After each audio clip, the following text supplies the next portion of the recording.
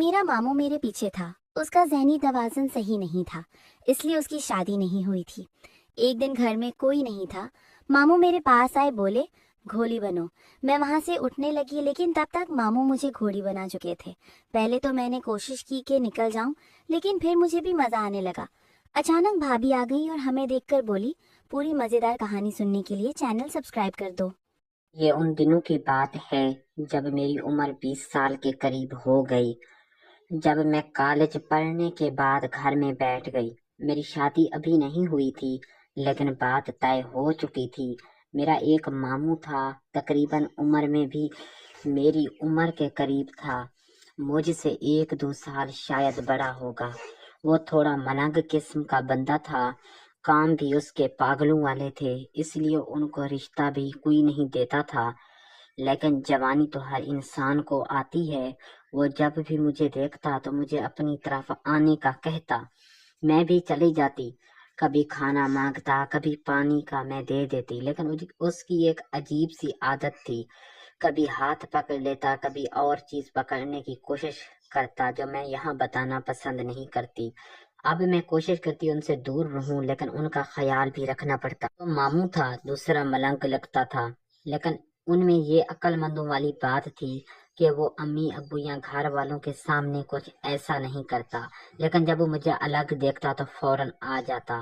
ایک دن میں صوفے پر بیٹھی تھی، وہ آیا، بولا ارم پانی پلاؤ۔ میں نے کہا جی ماموں ابھی لائی۔ میں نے تازہ گلاس پانی کا لے کر دیا۔ میں کھڑی ہوئی تھی، بولے بیٹھ جاؤ۔ میں بیٹھ گئی، مجھے بولنے لگے تمہاری شادی اس سال نہیں ہو سکتی۔ میں نے کہا کیا مطلب ماموں؟ اس نے میرا ہاتھ پکڑ لیا اور بولے ہاتھ کی یہ لکیر کہہ رہی ہے اس سال شادی نہیں ہو سکتی۔ اب یہ بات پکا تھی کہ کوئی پیر یا فقیر تو ہے نہیں جو جیسا بولے گا ویسا ہوگا۔ میری تھوڑی سی ہنسی نکلی، میرا ہاتھ پکڑ کر ادھر رکھ دیا ماموں نے اور بولے اس سے پوچھ لو۔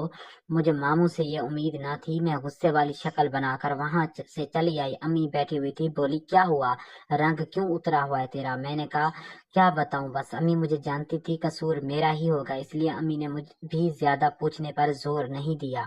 میں کمرے میں آ گئی، لیکن بار بار مجھے اس چیز کا سرور مل رہا تھا جو چیز ماموں نے ہاتھ میں پکڑائی تھی۔ گھر والے شادی پر چلے گئے، امی بھی چلی گئی، مجھے بھی جانے کے لیے سب نے کہا تم بھی آ جاؤ۔ میں نے کہا نہیں، میں نہیں جا سکتی، کیونکہ جن بچوں کو میں گھر میں ٹیوشن پڑھاتی تھی ان کے پیپر تھے، اس لیے ناگے کرنا مناسب نہیں تھے۔ گھر والے چلے گئے، میں بچوں کو ٹیوشن پڑھا کر فارغ ہوئی تھی، میرے ذہن میں ایک خیال آیا کہ گھر والے تو امی سمیت وہاں گئے ہوئے ہیں، اگر ماموں نے کچھ ایسا کر دیا تو۔ ابھی میرے ذہن میں یہ خیال گردش کر ہی رہے تھے کہ ماموں آئے اور بولے پانی لے آؤ۔ میں نے کہا ماموں میں ابھی لاتی ہوں۔ خیر میں پانی لے آئی، ماموں نے پانی پیا، میں کافی ڈر رہی تھی۔ ماموں بولے سب لوگ چلے گئے ہیں شادی پر، تمہیں ڈر لگے یا کوئی پریشانی ہو تو میں بتانا۔ میں نے کہا جی ماموں آپ کو بتاؤں گی۔ دل میں کہا پریشانی کی وجہ تو آپ ہی ہیں۔ خیر ماموں چلے گئے، میں نے کھانا بنایا، ماموں آئے، بولے کھانا لے آؤ۔ میں نے کھانا دیا، وہ کھاتے رہے، مجھے دیکھتے رہے، میں نے نظریں جھکا لیں، کھانے کے بعد میرے ساتھ بیٹھے رہے۔ میں نے دل میں سوچا جو کچھ ہوگا دیکھا جائے گا۔ ماموں بولے آؤ میرے پاؤں کو تھوڑا دبا دو۔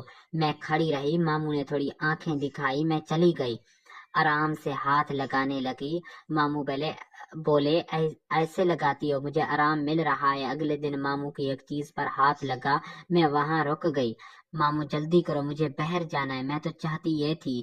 میں نے آرام سے لگایا ہاتھ، دل تو نہیں کر رہا تھا لیکن ماموں کی خاطر کیا، لیکن اب مجھے اندر سے بھی کچھ محسوس ہو رہا تھا۔ جوانیوں کے وادوں میں آ گئے، بولے یہاں زیادہ بے چینی ہوتی ہے، تم جاری رکھو۔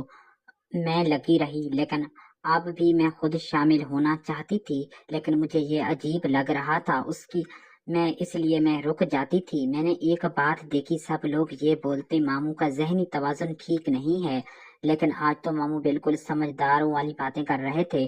پھر ماموں بولے ہاں بتاؤ ہو گیا؟ میں نے فوراً کہا جی ماموں ہو گیا ہے۔ وہ چلے گئے، لیکن مجھے اب عجیب لگ رہا تھا، میرے دل سے ماموں کے لیے نفرت ختم ہو چکی تھی، ڈر بھی نہیں لگ رہا تھا، بلکہ یوں سمجھو کہ اب ماموں کے ساتھ مجھے سرور आ रहा था। जब मामू चले गए तो दिल चाह रहा था मामू को बोलूं कहीं नहीं जाओ, यहीं पास रहो मेरे। ये सब मामू की उस चीज का असर था जो कुछ देर पहले मेरे हाथों पर लगी थी। खैर मैंने बर्तन समेटे, सारे बर्तन धोए, लेकिन बार बार आज मामू के ख्यालात आ रहे थे। लेकिन पहले सोचा बाहर जाकर मामू को बुलाऊं। मुझे डर और नफरत थी, आज तरस आ रहा था। मैं काम खत्म करके वापस आई तो मामू दरवाजे से आ गए। मैंने कहा जाओ, आ जाओ, बाहर क्यों खड़े हो मामू। मामू मेरे रवैया देखकर अंदर आ गए। मामू खुद सोचने लगे आज मुझे क्या हो गया है। मामू चले आए, बोले की हो गया है, मेरी इतनी इज्जत क्यों कर रही हो। मैं मुस्कुराने लग गई, दिल में कहा आपकी इज्जत आपकी कोई और चीज करवा रही है।